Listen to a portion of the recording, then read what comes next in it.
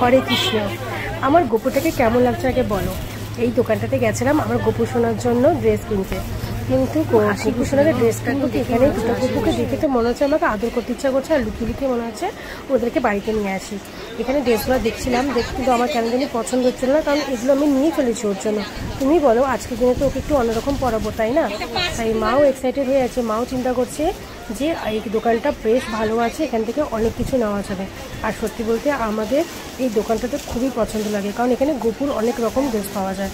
তো এখানে আমি একটা ড্রেস পছন্দ করে ফেলেছি, পুঁতি দিয়ে সেট করা, খুব সুন্দর লাগছে। তার সেট করা আমি মুকুট নিলাম, একটা গলার সেট, কানের, আর হচ্ছে হাতের বাজু, চুলও নিয়েছি।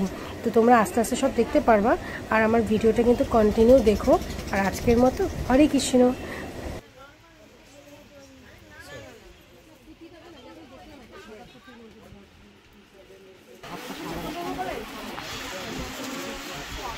অফিস না, এটাই সমস্যা আমার। রাত্রেবেলা তো আচ্ছা,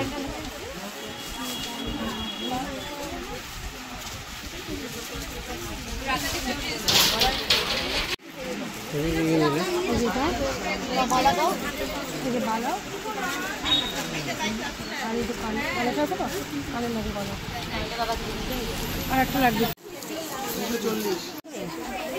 একটা নর্মাল। খুব সুন্দর।